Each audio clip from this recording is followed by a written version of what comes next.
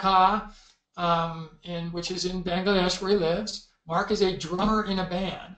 And Mark, why don't you say something? You're always so quiet. Jump in. Tell us what you did. Mark, you did an interview and a performance, correct? Right, yes. We were supposed to do a 2-hour show, but it ended up being 3 hours. And we chatted and basically had fun and played some songs. Came back. It was fun. How many songs did you play, Mark? How many songs did you guys play? I think we did 12 songs. Wow.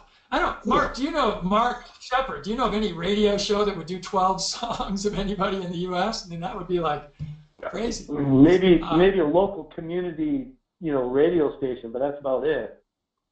Yeah. By the way, real quick, and then we're going to do something a little different tonight. We're actually going to play a bunch of videos. Mark is traveling. He is in the Washington, D.C. area. He was on the road all day, did not have time to get something very specifically ready. So we've got a bunch of kind of best of videos of Mark. We're going to play them, and then he's going to comment on them and talk about them, and you guys can ask questions. You're already asking I don't know. But I don't know about this best of stuff, though. Well, whatever. They're videos that were chosen, and they're actually from my place when Mark was here a little over a year ago, or a year and a half now, and they're relevant to everything he's been talking about. And actually, our videographer Brian picked them out. So, but Lisa asked, absolutely. And by the way, the website for this event, the workshop, was literally just created yesterday, late yesterday. And it'll be open to the public. Yes, absolutely, and that's what Ben Hart, whose place is it at, he's actually beginning to advertise and market it right now. And Wayne, can I interrupt for a second? And Miranda had a question. Who was the person on the webinars here who's been indexing this particular webinar series? Alyssa. So if Alyssa. Miranda contacts Alyssa, which assignment had the homework assignment that we're talking about? 30, number 30. Okay. I believe. So, I think, Alyssa, correct me, everybody else correct me if I'm wrong, but I believe it was either 29 or 30. I think it was 30. Oh, no, 27. You know what? Alyssa's right. It was. I had 30 in my brain. 27. Episode 27, everybody. Okay. So that's the answer for Miranda's question. Miranda? Or whoever asked that question. Sorry, go ahead, Wayne, continue. Well, no, I'm going to start playing this video. You guys see my screen. It'll take me a second to make it a large screen, and then we'll go ahead and start it. And then Mark's going to comment, and you guys can ask questions afterwards. Here we go. Mostly a ecological, biological kind of guy. I'm a life forms things. Give me the plants and the animals. It's like the potter's clay that I like to work with. Right here, I'm sitting on a beautiful example of, I think, of what we need to do in all aspects of living on planet Earth sanely. We need to understand, observe, what is the resource around us? Here I am in a sandstone quarry in northern Colorado. An incredible resource, stone that's formed in layers that you can chip with hammers and piece together into a bench like this. If you want to talk about sustainable, there's no fasteners holding this together, just gravity and the way the stone was chipped with a hammer. This is brilliant, brilliant, brilliant technology. This is using a resource at hand. 10 million year life cycle on this. What a great little bench. I only wish I had a little shade, so maybe we should plant some trees.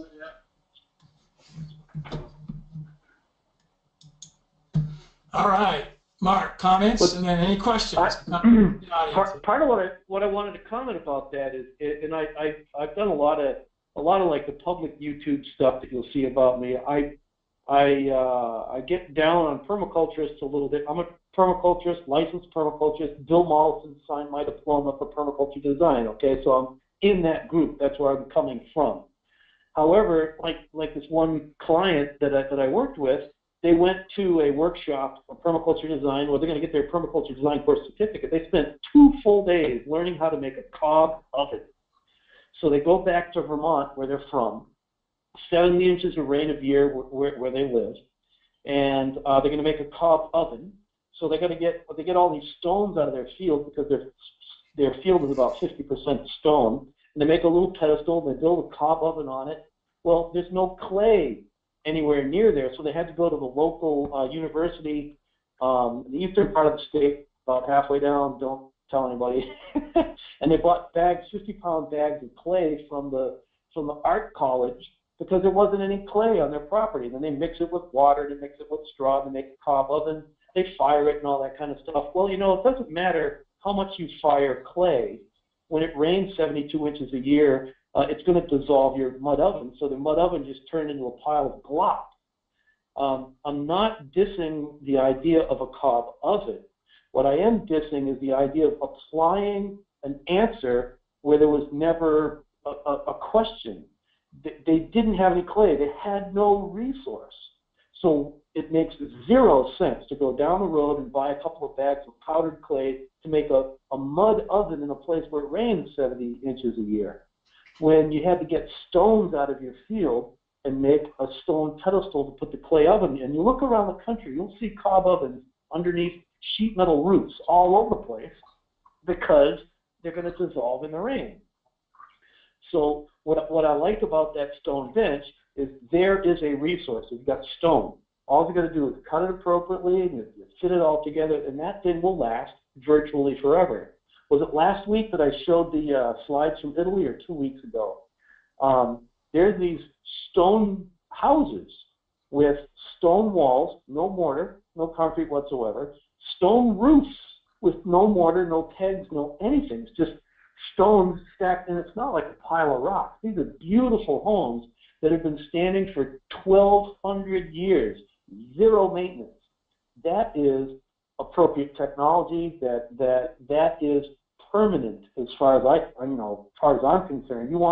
Why is it that the permaculture movement doesn't talk about building sustainably with local products like stone? Why isn't that really like the thing? Because stone lasts a long time. Well, why don't they talk about building with logs? That's a very appropriate technology, and it's just not talked about. You got to make a straw bale house, you got to make a cob house, whatever. So I think that's beautiful. I mean, a stone bench, that bench will be there forever, especially in an arid environment. There's hardly any water going to come down. You will have freeze thaw and hot cold, but that bench could last a long time. Yeah, and just so everybody knows, that quarry, that property, that's my property, and that quarry is literally, there's no heavy equipment that's used to mine that stone. It's all done by hand. It is reclaimed every year after it's done. There is heavy equipment that's used to move pallets and move very heavy amounts to get it from one place to another. But other than that, we don't ever take down a tree. All the trees there stay up, so you'll literally see them working around where trees are at. I don't know if you realize, Mark will talk about this, but where we get trees that will propagate is when there's disturbance. That's the natural way. And so we actually have more trees. There's been disturbance. So anyway, and it's just a resource that we have, and we're making use of that resource. And we make fences out of that stone. We make buildings out of that stone. We do all kinds of things with that stone. So actually, that's worth having a conversation about right now. Where I'm at, Washington, D.C., I'm across the Potomac from George Washington's estate. Is it Mount Vernon, I guess it is? And there's a view shed protection area. It's got to be, pristine and beautiful and natural and all that kind of stuff. You can't build buildings certain height. Openings in the woods can't be more than a certain size. Well, the property where I am, it's a nonprofit organization that the people who originally bought all the property deeded a whole bunch of it to the federal government, and it became a National Park Service unit because it was protecting the viewshed of Mount Vernon. Well, in the center of it is where the buildings were. That was this family's, their country estate or whatever. And so now there's a nonprofit organization working it, and the rules regulating what they have to do, how they have to do it, is so totally out of sync with ecological reality that it's crazy how you can't you can't cut a tree. You can't cut a tree here without filing papers. It takes about a year to go through all the paperwork to get approval to cut a tree if it's larger than 6 inches in diameter. Even if you planted the tree, you have to file the paperwork in order to get permission to cut it down. And then the thing is, in order to plant the tree, you have to get permission to plant the tree. A year permit process to plant a tree. That's insane. So disturbance, they're totally out of sync with the fact that this place is in a certain time phase ecologically. And if ecologists on staff, and we're sitting around the table having a conversation right now, and they're all backing me going like, yeah, it's exactly where we are right now in successional time. So either we disturb the site to keep it in this phase, we severely disturb the site to put it into this phase, or we don't disturb the site, which is its own kind of disturbance, and it will turn into this. So let's go do something that goes along with that successional pathway. Then it's less work for us because we know that successionally, naturally, ecologically, that's what's going to happen next. And so you try to like make some sense of it. This is the craziest place I've ever been with overlapping jurisdictions and regulations. And it's totally clueless. You know, the people who are making the big decisions are clueless as to how nature actually works. So don't let that be you. And I'm going back and answering a question that you can see I'm moving the questions over so you guys can see it. Lisa, I don't know, I don't remember the website name off the top of my head. It's something like the name of the farm is Back the Lane, New York. It's a restoration ag back. Anyway, I'll get it for you. I'll put it on the website so you have it, and we're going to talk about it more as time goes on. All right, next video is going to be about, as you can see, honey locust trees, and it's 5 minutes. Take a little longer. So we're hanging out in a small grove here of honey locust trees. Looks to me like there's 1, 2 rows, 3 rows of them planted. Current landowner tells me that these were planted about 10 years ago. Although honey locusts are a legume in the Leguminosae family, they don't have the nitrogen-fixing nodules on their root. Their foliage does contribute a lot of nitrogen when it decomposes. But one of the most distinguishing characteristics are these big, gigantic pods. The pods, they're kind of flat inside. They have a really hard brown bean, and the bean is surrounded with sugar. And I've read places where the sugar, the percentage is like 18% sugar, which is an incredibly high percentage of sugar. And what's amazing about them is the beans are rock hard, and they're designed to go through the digestive ruminant and then be excreted out the back in a nice pile of manure. And so once upon a time, honey locusts were browsed by Pleistocene megafauna, which included camelids, ground sloths, 2 different species of giraffe. And that's a perfect way for a tree to spread itself, is to be so hard, the seed is so hard it's almost indigestible.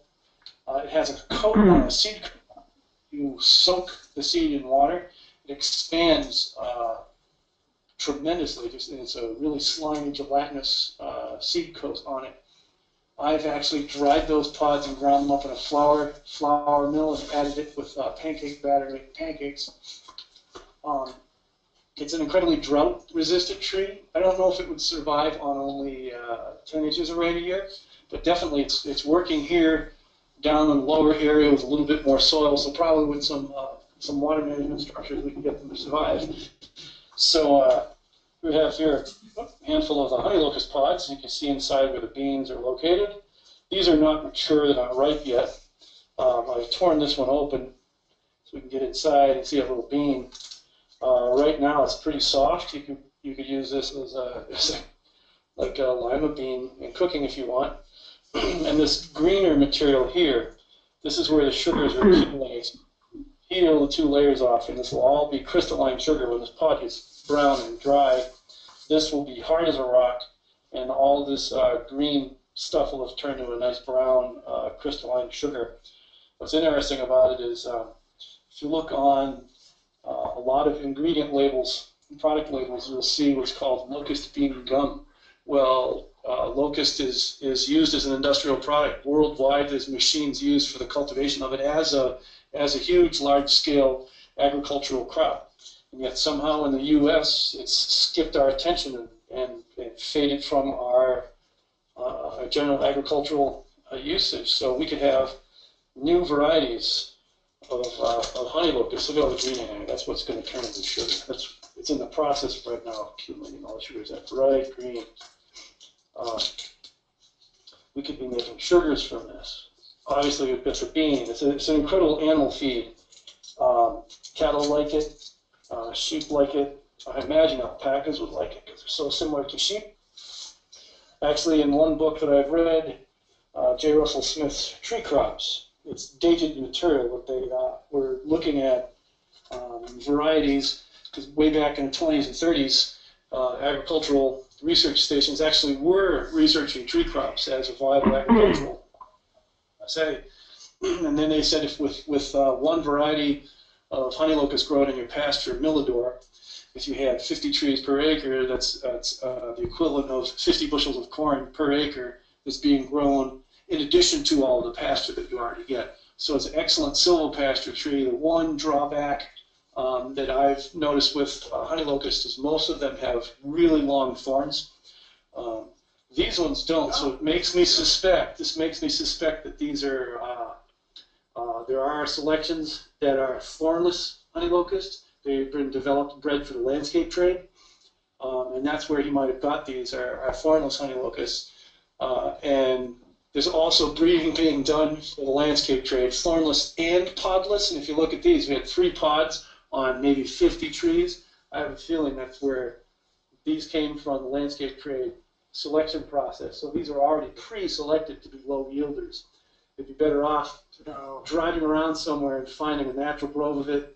Usually around January, February, you'll see all the brown pods hanging from the trees like ribbons. That's when they start falling from the trees. That's the time to go ahead and harvest them. And that's when the sugars in here will be all dry and crystalline and crunchy. All right, that is the end of that one, everybody. You got several questions. Two comments quick while I was there. Is one, is that farm, your farm, has a ton of alpacas on it. Alpacas are Western Hemisphere camelids. They would have been adapted to eating some sort of locust pod at some point in time in their life. And then the other one is the honey locust variety that was being researched in the 20s and 30s was the Millador. I said on this, it's actually the Millwood variety. I was actually pretty amazed, Wayne, that sometimes these videos that are somewhat impromptu, like I'll be walking along and Wayne's seen me do this before, and I go like, oh look, wait, and then I just start blabbing away. He goes, wait till I get the phone going. I'm amazed at how well done some of them come out. That's really cool. So the honey locust, it's a dramatically underutilized plant. The locust that I was referring to being an industrial product is actually the carob. You know, that's there's machinery adapted to the carob that only need a slight little tweak to make that equipment work for honey locusts. I have fed it to pigs, but one of the things I didn't like about feeding it to pigs is they don't grind it all up before, because their teeth, they eat too fast, and the seeds will bypass and they sprout. If that's what you want, it's a great way to get them sprouted. It's to run them through an animal. That's what they're designed for. They'd love them for the sugar for sure. Cattle like them. One of the things about the honey locust, I think I mentioned it last week, if you plant a nursery bed of them, sometimes that seed will sprout year after year after year after year.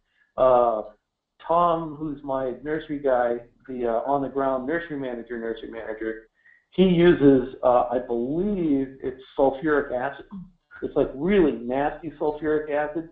And so he throws the seed into the acid and then he drains the acid off, and then he rinses it with water, and that's enough to etch the coat, and it'll all sprout that year. Or if you're going to do it on your own, take a coping saw blade or a jigsaw blade, and just drag it across the seed coat until you see white, you just cut through, and you just kind of do that. You can't do that with millions. And absolutely, honey locusts have tons of thorns. Not always. So what they do is they go through their juvenile phase. We talked about this yesterday, last week, is that these plants go through a life cycle, and when the honey locusts are juvenile, they've got thorns all over them massively. Well, then if they're browsed, they produce more thorns. So if a deer comes along and nibbles on it. Then once it gets above a certain height, gets a certain time or a certain size, I don't exactly know what triggers it, the tops will be thornless. So what some people have done is you grab the mature material up at the top of the tree, it has no thorns, and you graft it onto a seedling, and that top that's already gone hormonally mature stays thornless. That's nuisance, but if you got a particularly good tree that has lots of pods on it, you can use that. One of the things with the sugar in it,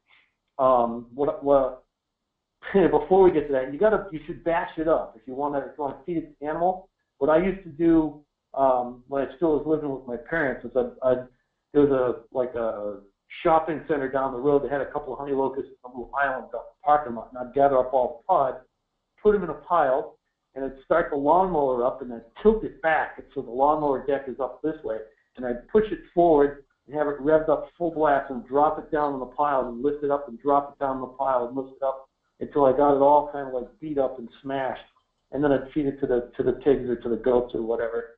So if you're going to do it for sugar at home, have some way to smash it up, your lawnmower. Then you put it in a bit like a 55-gallon barrel or something, a trash can.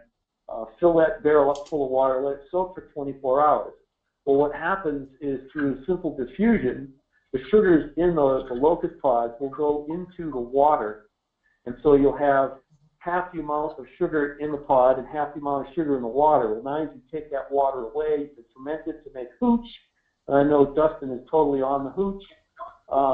Or you can then evaporate that off and have the sugars left behind in various different other ways to refine it. I just put it through an old Corona flour mill and grind it up and use that in pancake batter. You know, we're not accustomed to honey locust as a flavor in our diet, but it's perfectly, good food, lots of sugar, lots of protein. Yippee. Look what Alyssa's put in there. Alyssa's been thinking. Go ahead.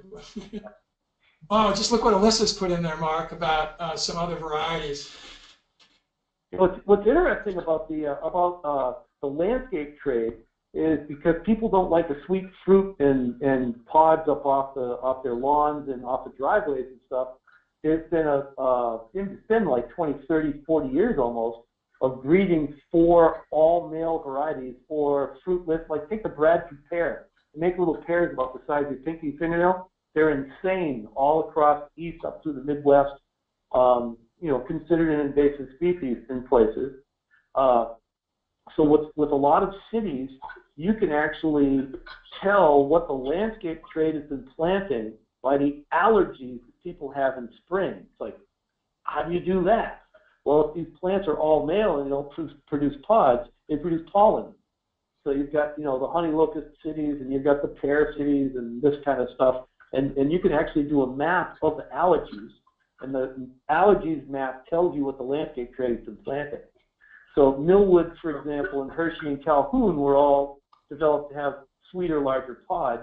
I would like Alyssa, because she's already paid attention to that, what we need, and this is something for the whole entire group, any useful plant that we got out there, perennial plant, tree species, we need, us as individuals, citizen scientists, activists, revolutionaries, we have to go out and find the most productive ones, the most pest and disease resistant, the ones that are more drought tolerant, cold tolerant, heat tolerant, these extremes, because I don't care if you believe whether humans have actually been contributing to the changing levels as carbon dioxide in the atmosphere or not, but we have statistical evidence that the weather patterns are indeed more erratic in the past 30 years than they have been over the past 100 years. Is that not enough data to find out? It doesn't matter. I got to survive on the land. I got to produce something to feed my animals, to feed my family, to pay the bills. A farmer has to work with reality. We need all of us to go out and find all of these species, get them together, do the breeding work, and then send them back out to various different regions. So we're the perfect network to do that. So Alyssa, find me examples of Hershey, Millwood, Ashwood, Calhoun, etc. Because we need those species. We need to variety trial them in all the regions of the country. Mark, do you see Lisa's question? I do. Apophis is okay. I've seen times when it, and I'm just trying to think right now the various different times I've seen it. When it's larger, I think, and this is unscientifically proven. It's just from my experience. When they're larger, you cut them down, they're dead. But if they're smaller, like less than 6 or 8 inches, you cut them and they're back just as well as ever. And you can use it as part of a living fence. That was part of where a lot of it was used in the like the Depression era during the whole prairie states shelter belt movement. Is that it was used as living fence. Very drought tolerant, wind resistant. It's a little bit slow growing, but it is an amazing tree. And it's native to North America, unlike multiflora rose and some other things that we could use. Autumn olive, Russian olive. Yeah, which was right behind you, by the way, on that picture. That other tree, that was a Russian olive. By the way, that film was late in September. That's why you were seeing fall. We had probably had a frost by then when that was done. So let's go to the next video. Guys, be thinking of questions. Robert's already put something on here. We'll get to that afterwards, Robert. Let's do this one. If I find my cursor. Where it is, there it is.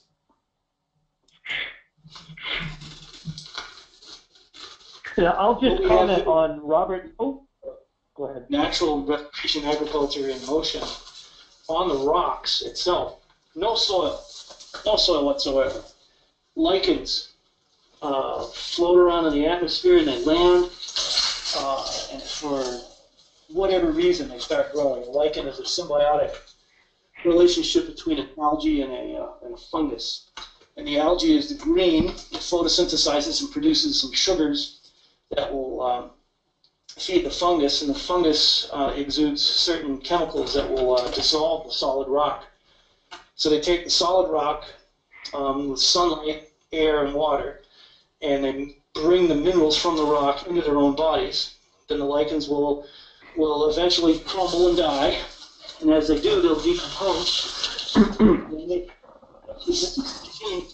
topsoil. And so what happens then, there's enough dead lichen bodies after a while. It holds a little bit more water. It's a little bit of a biological sponge. If you notice here in this little spot, there was enough of a depression to collect a little bit more organic matter. Pretty soon there was enough decomposed lichen and perhaps pine needles and pine pollen catkins that the mosses could begin to grow. And as time goes on, pretty soon you can get some grasses established. Eventually you can get your woody plants established, and prickly pear cactus established under here as well.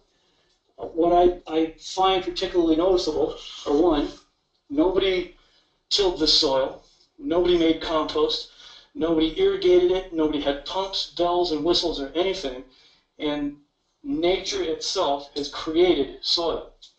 And so when we use this is brilliant technology. This is how the planet has become covered with green living things. This is how you make topsoil. So if we now go out to our landscape, we figure out a way to obstruct the movement of organic matter, perhaps lay a branch across the slope, needles will accumulate, they'll start to decompose, starts to turn into soil, have some channels in the ground to our particular collection spot. That's where we can put a valuable species that will produce some sort of crop. Either our nopales growing on our prickly pear cactus or pinon pine grasses to be grazed by livestock. And let's see if we got any kind of soil going on.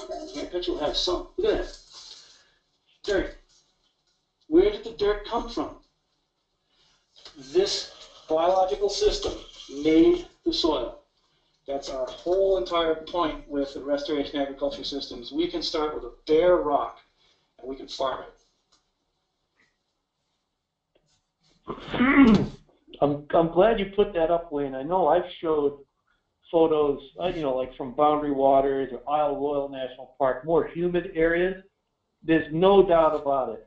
That rock with a little prickly pear cactus and a little pine tree growing out of it is an arid environment. We just had a conversation today with the farmer-type people, the land manager guys, and then the ecologists at this nonprofit, and all the soil people, oh, but you got to do this and you got to do that and you got to develop that soil and build that soil. I'm like, back off for a second here. Natural processes, all by itself, make the soil. Oh, no, you got to add compost and the bells and the whistles and the stir it and the sprays. It's like, time out. How did the soil get here in the first place? And then the ecologists finally are like, yeah, that's right. This is how soil is made. I mean, look at that picture. This is high, mountain, desert, dry. How much rain do you get, Wayne? 12, 14 inches a year? 12 to 14. Yep, 12 to 14 14. inches. I mean, that is dry as a bone. And it gets, bone cold in the wintertime and hotter in Hades in the summertime. And yet you've got rock turning into soil because that's how nature does it. So when we imitate that process with our agriculture, we will create the soil. Now we can go ahead and we can do all the bells and whistles if we want to, but if we know that if we imitate the natural plant community that will survive there, we know that if we manage the water a little bit, the plant community will create the soil for us. And you don't have to believe me, okay? You just don't have to believe me. It does. It just does.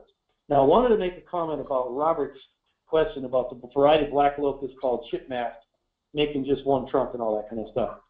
I'm not intending to, put anybody down or slap anybody back when we offer really cool stuff.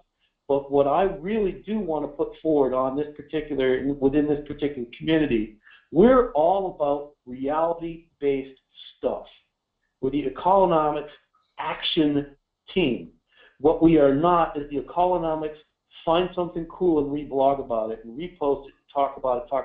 So what I want to do, I wanted to go back to who was mentioning Alyssa, the Millwood, Ashwood, Hershey, and Calhoun. We want examples of that in our hands, in the ground, period. If you want to talk about it only, that's great, that's cool. You know about it, find it. Find those things. Okay, shipmast locust. Let's go find those and let's spread them out amongst us and let's start variety trying them everywhere. Talk time is over. Research time is over. The kind of research we need is action. So we're the Economic Action Team.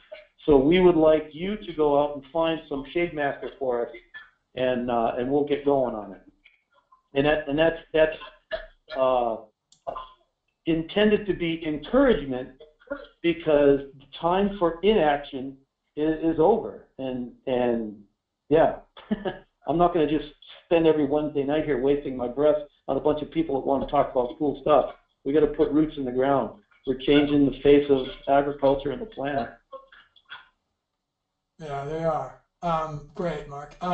Mary, did you see? I think you're referring to Alyssa's comment there. I don't know if she had a question. I wasn't finding it. So, Alyssa, if you remember what maybe Mary's alluding to about a question, I'm not sure that you asked one, and if so, I'm just missing it. So anyway, you guys can put that one back in. But then Mary, Jose George, go ahead. Jose George was used a lot for bow making. It's also great for shredding your clothes if you ever try to walk near it. And the fruit can be used for making preserves. I don't like it. It's gross. But it's also very tolerant. Mark B, you're saying something. Mark B, you're saying something.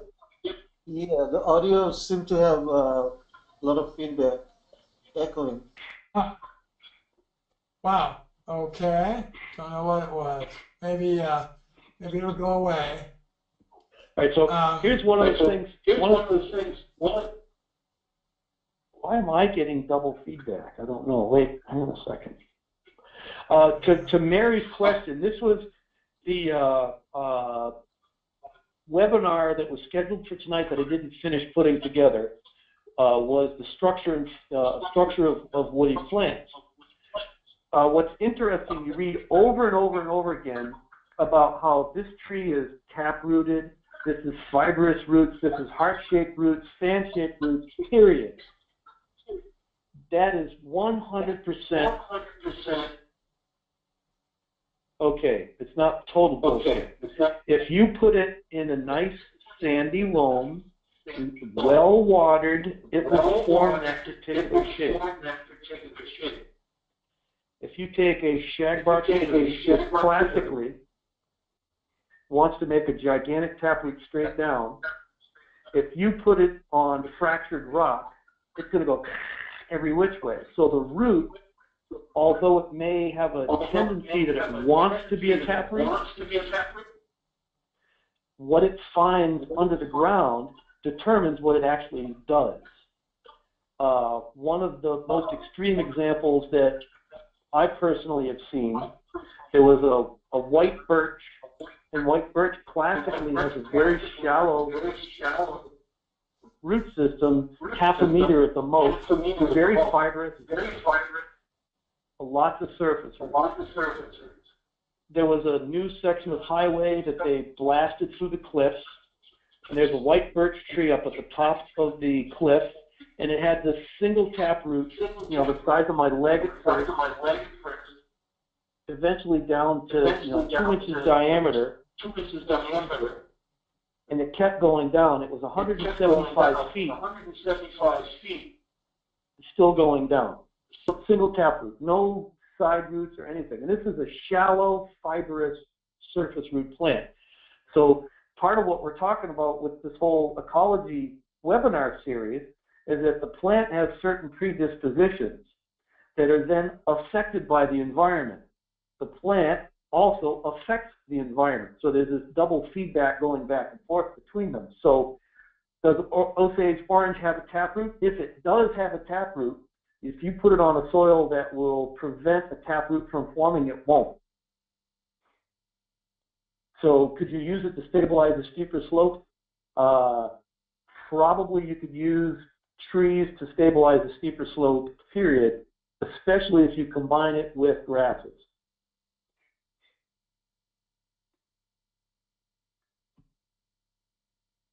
My audio is Yeah, it is. I mute myself, but you see the questions up there and other comments. Did you see Sam's question earlier and his comment? I'll put that back down. Then I'm going to mute. Yeah, our job is to find out, first of all, what is nature doing on our property? Right here where I am today in the Washington, D.C. area, the resistance that I'm getting from people, you can't do that. It's like, I'm not saying that you can. I'm saying, look over here. Look over here. We have an oak tree over a cherry tree, over a hawthorn, next to a walnut with blackberries and raspberries and grapes, and there's grass growing all around. Imitate that, and it's effortless. Oh no, but then you have to do this and this. It's like, nobody did anything to get this plant community established on this particular farm.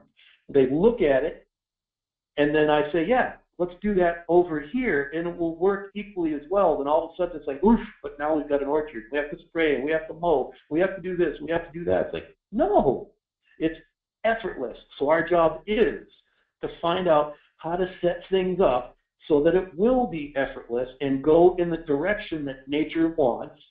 And our job is to manage it by harvesting yields. And it's like herding chickens. It's a dynamic process. It's going to change through time. I've got a series of videos that I'm working on right now. It'll take me a while to finish it.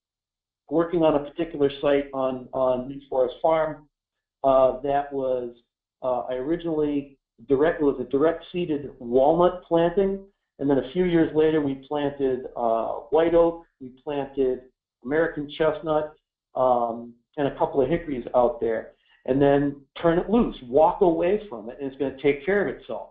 Well, I've been keeping an eye on it and watching what stage it's developing through, and I knew that I had to get on top of it if I wanted to prevent these other species from detrimentally affecting the species that I planted. And so I just started going in there and disturbing the site right now, disturbing it by removing firewood and mushroom logs, etc. And what I found out, as I'm about 3 years, I think is what it is, if I had done this 3 years ago, all of the walnuts that are left behind would just be straight as an arrow and cranking like you wouldn't believe. But what's happened is, beginning about 3 years ago, these other species started to overtop the walnuts and slow them down. The walnuts went looking for the light, so they're crooked. So I have fewer walnuts than I wanted, and they're not in as good a form as I wanted. So 3 years, I just learned a lesson that I can only learn once in a lifetime. It's like, oops, should have done it then. Our job is to figure that out. We're going to get this feedback. We're going to. It's not screwing it up what I did, because I've been getting beef off that particular area every year for 20 years. I got hay off of it for like 3 or 4 years, and then I've been getting beef ever since. And now I'm getting firewood from it. I'm going to be getting mushrooms. I've already gotten building material from the hybrid poplars. I'm going to be getting more oyster mushroom logs from the hybrid poplars. So 6 different yields, and it's been throughout the years. And I haven't done anything but like turn the cows in there and plant more trees. Now I'm cutting. Now this is actually like a lot of work. So yes, our job is to find out how to get the conditions for nature to go and do its thing in its particular direction that will give you a yield and you can harvest while sustaining and perpetuating the whole system. Absolutely. Sam gets a gold star right in the middle of the forehead. Boink. All right, I turn mine back on a second. I'm going to play this next video. It's fairly short, and maybe we'll get this one and one more done. We'll see.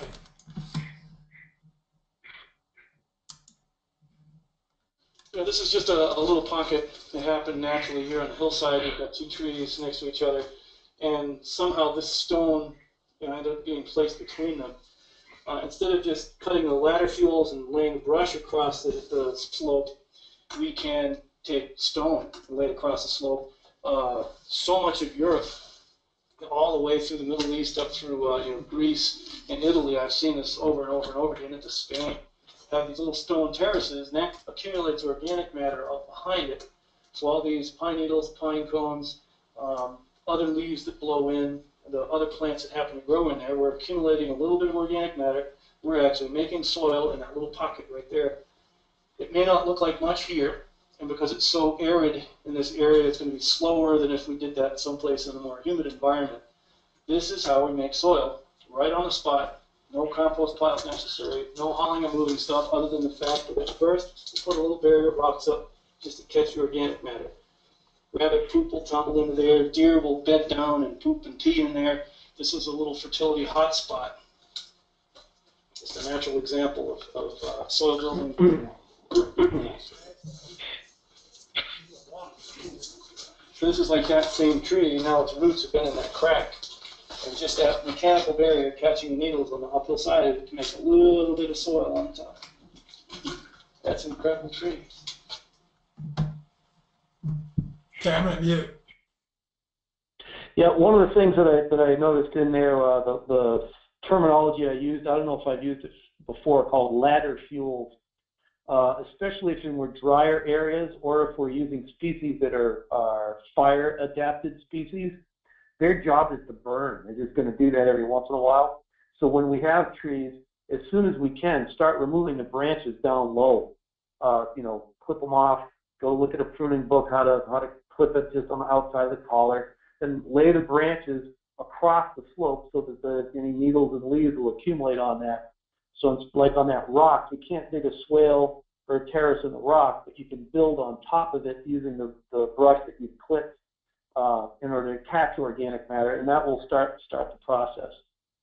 Another thing that I wanted to do is to once again, if we're on the action side of things, we want to actually do things. So yeah, we want to find out these really cool names, and immediately, as soon as we find out these cool names, we start looking for where do we find these particular species.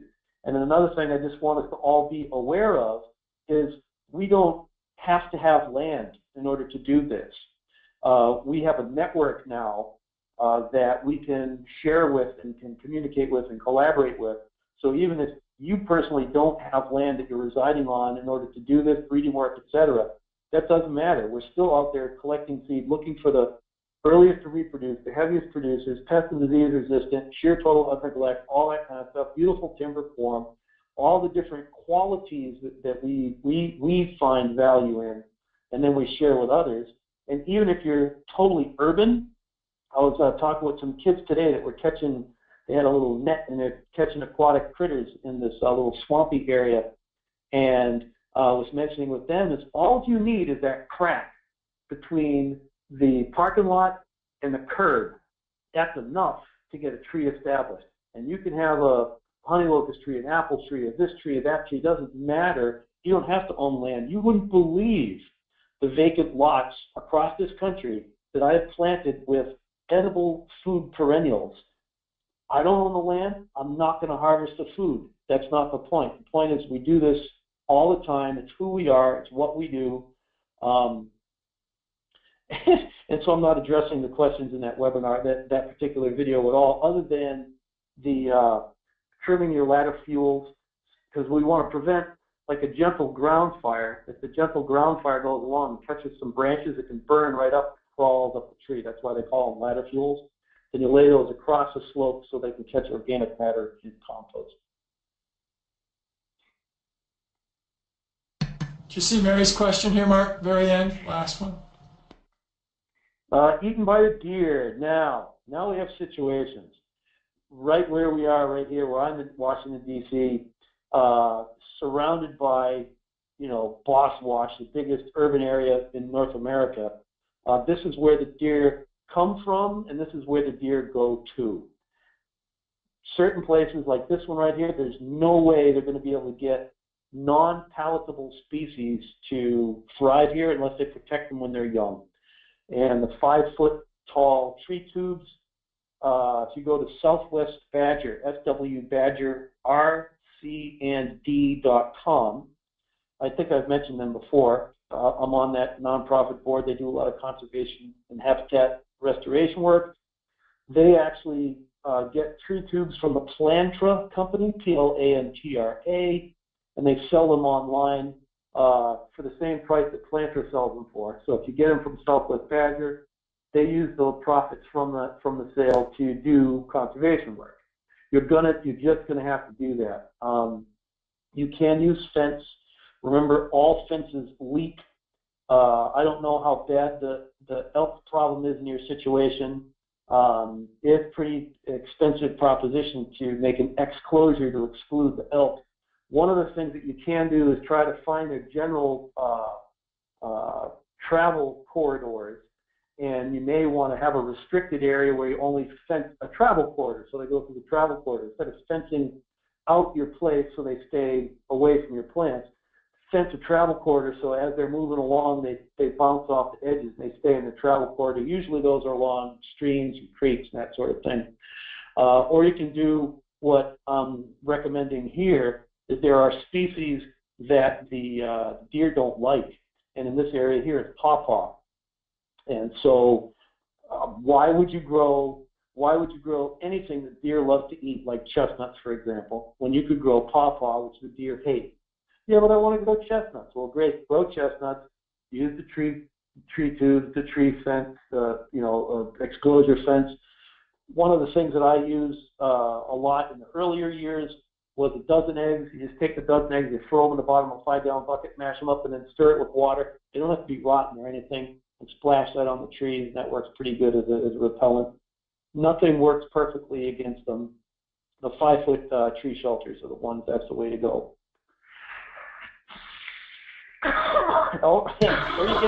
Here we go. Keegan's got this great point. Planting in a thicket, honey locust, blackberries, raspberries, a multiflora rose, exactly right. That's exactly what, and if you think about a grassland, and then you think about the first species that start to invade this open grassland, they're usually the thorny things. Yeah, and maybe the thorns are only in the juvenile phase. Well, here you move out in the grassland. Well, who lives in the grassland? The grazing animal. They graze, graze, graze. So if all of a sudden I'm a young tree here, I need some sort of protection. So you have all these little thorny, nasty things around there that are protecting that little seedling that's a tender seedling right in the center. You know that you planted a chestnut tree or an apple tree or whatever it is there, and you just make sure that the other things don't interfere with your apple tree, and the other things protect your apple from the deer. That, oh, I do that a lot. What I use as the management tool, showed it a couple of sessions ago, is I got a heavy-duty two-handled weed eater, and I use a table saw blade, and so I'll let the thicket grow crazy with multiflora rose, but I've got my other things in there as well. And every once in a while when I go by, I'll just, zing, zing, zing, take out the multiflora rose and let the other stuff catch up. And eventually the multiflora rose gets minimized as the other species in that thicket start to dominate it. And the Let's do this last. Will work. Oh, okay, tree tubes will work. Tree tubes will work for the Korean pines. You probably only need a 2-foot tube for the pine in the early years because they're pretty small. They're only about 6 inches when they show up, and they'll take 2 or 3 years to settle in because they're just trying to get their roots established. Once they've settled in, 2, 3, 4 years or whatever, then they'll grow just as fast as an eastern white pine. Good idea, Alyssa, with the gooseberry. I think this last video will be great because it's marked benefits of perennials. I remember this one. We'll finish with this one and then let you guys ask questions. John just made a comment in here. We'll get that one when we get back. Let's do this last video. Things I wanted to talk about here is some of the benefits of perennials in the landscape. The longest lived perennials that we know about are trees. Trees are incredibly useful in the agricultural landscape. Many people don't think that because all they've ever seen is plowed fields and wheat and corn and all that kind of stuff.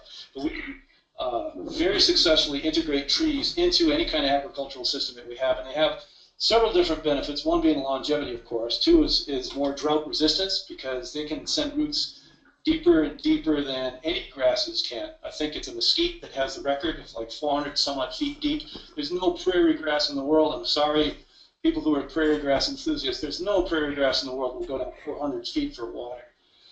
Another benefit of having woody plants, trees in your system, so we look over here at this grove of trees, notice in the shade how green the grass is. We've now protected that grass from the evapotranspiration, all the heat from the sun. If you go under there, it's cooler for us. We like to sit in the shade. That's because the sun's photons aren't striking the surface of the earth and converting it to heat. They're converting it to green into photosynthesis. We now have photosynthesis from 50 or 60 feet up in the air all the way down to ground level. Now look on the sunny side of those trees and look how burned out the grass is. It's so hot that the grass burns out. So a little bit of shade is enough to get a boost in any kind of grass or forage production underneath the trees. That said, the tree roots actually are a competitive factor in any kind of production near them. So in a agricultural setting, from the time we first plant the trees really young, every year we'll want to root prune those trees using a subsoiler hook. If you're doing a landscape skid, a long bladed shovel, just to make sure that you're clipping those roots that are right next to your crop, so the tree roots don't go out and take nutrients and moisture from your crop. They're going straight down and staying within the row of trees. So you get the benefits of shade, which increases our forage production underneath. And if we design the system properly, instead of just having raggedly invasive Chinese elm and Russian olive, we can have cropping trees, whatever the crop trees that are more suited to this particular area. And I've already seen in the area, I've seen black walnut. We could get pecan growing here, hazelnut if we get enough moisture, chestnut once again with enough moisture. Many of the different tree crops that are grown nationwide and have huge markets for, we can grow right here. Not on 10 inches of rain. We have to manage the water that strikes here, and also grab any water that's coming to the site from somewhere else. One of the things I wanted to mention with site layout, if we're going to be laying out a water management system here, a question commonly asked, people say, well, you know, show me where the ponds go. It's like, well, we don't know where the ponds go yet. We need to first go up to our point source here, and using our equipment, run that master line. This is the line that's going to unify the water management of the whole entire property.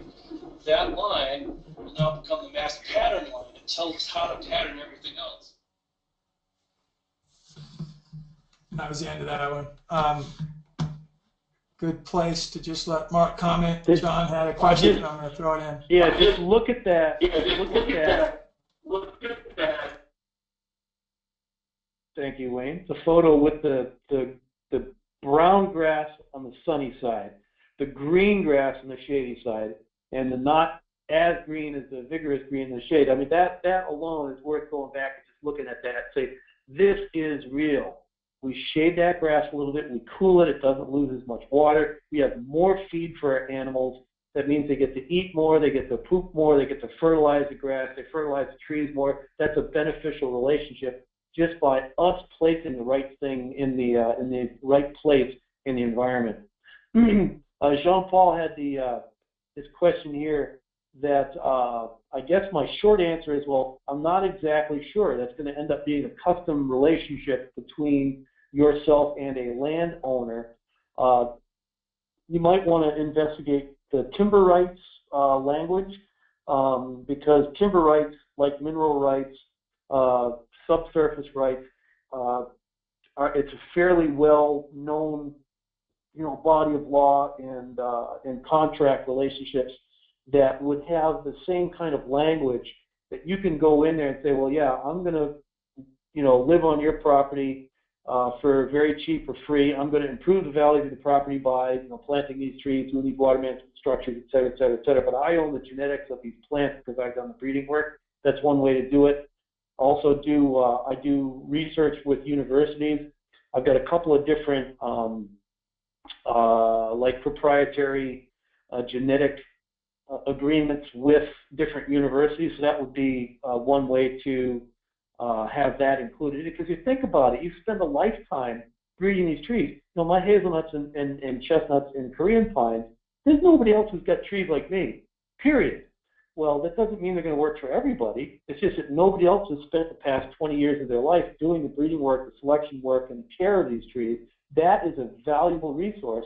And if you look in all these different nursery catalogs where there are these, patented varieties of trees, that is legitimate research that has an economic value that belongs to you. And so that should be protected somehow contractually. And I think one of the ways to look at would be like some of these breeding agreements with universities, and then also the timber rights side of things. Then another thing, the other week, Jean-Paul, your question kind of surprised me. Like, what other site do I think is really great and worth looking at and all that kind of stuff? And I was a little bit stumped at the time, as I thought, that there's like so many that we got going on right now. Then I then thought of one that is stellar, is top-notch, over the top. They're doing it really, really well, and they have a very public face, and that's The Good Life Farm in Ithaca, New York. Garrett and Melissa are the proprietors of The Good Life Farm. They spent a season at New Forest Farm, learning, with side by side with us. And what I thought was amazing about Garrett and Melissa, she's funny. She's a little bit quiet, and she's like the skeptic, the real silent skeptic, and she's got to cross her arms and make sure it's working. Whereas Garrett's like, I'm on it, and he goes and he does it. He's probably one of the most generally competent human beings I've ever met. He kind of sits around one afternoon, gee, I think I'll build and then 20 minutes later, it's done. To like standards that I never could possibly imagine. Is so incredibly good at it. So the Good Life Farm, they designed it to manage the water. They're doing alley cropping with cider apples and pears. They've got tons of asparagus in there. Then they've got movable hoop houses where they're doing turmeric and ginger. They have probably on a small scale. I think they have less than 30 acres. They were doing the mob stock grazing, multi-species grazing better than anybody ever seen it. They went out the last time I was there was a couple of years ago. They had cattle, pigs, sheep, and then turkeys and ducks and chickens. And by the time all these critters moved through the system, and that ground was packed this thick with mulch and poop, and you want to see plants respond, you give them that much fertilizer. Oh my goodness. Well, I was there as they were building their hard apple cidery. One of the advantages of where they're located in New York is New York state government realizes that, hey, wow, you know, this wine stuff and this microbrew stuff and this cider stuff actually means economic development, which means tax revenue for the government, instead of like in the state of Wisconsin where they're saying, hey, wait a minute, they're competing with Miller Coors and Leinenkugels. We got to stop that stuff. There's a radically different regulatory framework in New York State. It's one of the most favorable places to start a winery or some kind of alcohol fermentation operation. So instead of just setting up a nice, cute little cider operation, you know, they've hung out with me. They've seen the whole Organic Valley thing. They were members of Organic Valley for a season. They started a cider network.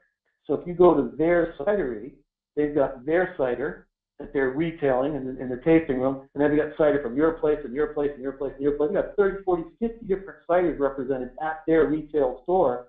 So all of a sudden their store is better because they're helping their neighbors' operations to be better.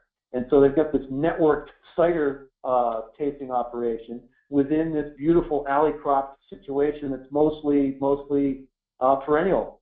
And the animals are moving through the system. So I'd say far and away that's the most public, most beautiful system that you could see. And if you cut the thorns off of honey locusts, do they grow back? Not that I'm aware of. I don't think so. I believe that honey locust thorns are a modified stem structure. There are some plants like a rose. If you take the thorn, you kind of twist it off, it just comes right off. That's a modified leaf structure. It has all the abscission and the bud scars and all that kind of stuff. And so the thorn is basically a leaf. Well, on the honey locust, it's actually a modified stem structure, but it has no terminal buds and no dormant buds. So I don't think it grows back. Give it a try. How many inches of precipitation for chestnuts? You technically, theoretically, should have 30 inches or more. Do hazels need as much water as chestnuts? Do they need as much water? No. I've seen these guys surviving. I've seen them in Colorado, Boulder, Colorado, follow Boulder Creek all the way up. Tons of hazelnuts growing on the banks. They don't get a lot of water. Do they produce as much? Probably not, because water will be a limiting factor when it comes to yield. Because if you think about making something that's high protein and fat, it takes a lot of resources to do that. I've seen hazelnuts growing in sand dunes in Michigan. Can I read the question before answering it? No. Oh wait, I just did. So yeah, Lisa was mentioning about Garrett and Melissa's place 20 miles north of Ithaca using draft horses. That was another thing. Garrett's like, yeah, I think I want to learn how to use draft horses. So he starts visiting Amish and learns how to use draft horses. Like, oh. And Lisa has a cidery. All right, Lisa, do you participate with Garrett and Melissa?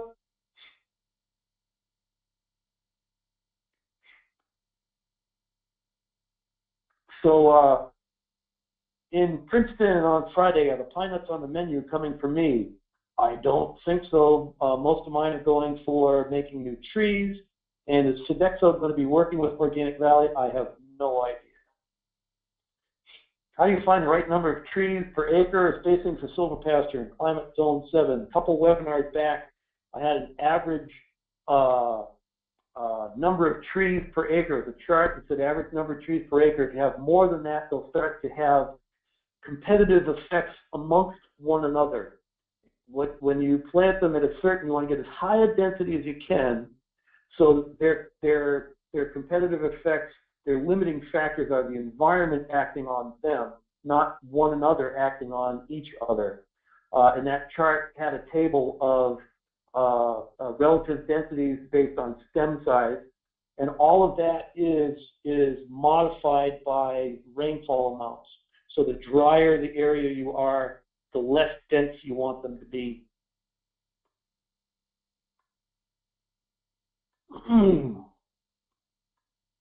So let's see. So the workshop that Wayne and I are doing soon at that college. What college are we doing a workshop at? Wayne, you're on.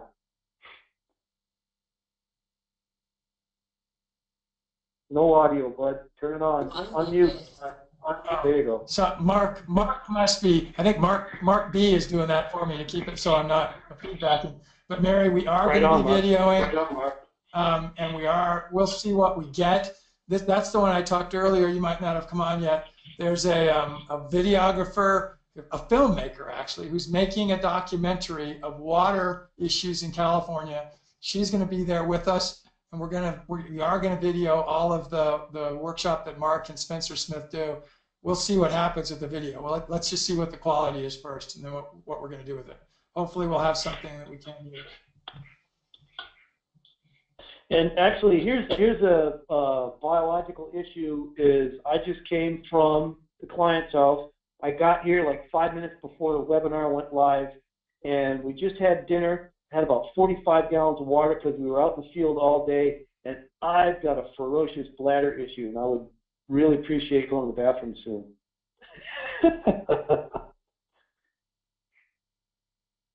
I think we could call it here, everybody, because Mark's with us every week. You guys can ask some more of your questions. And Guy, great session, all of you.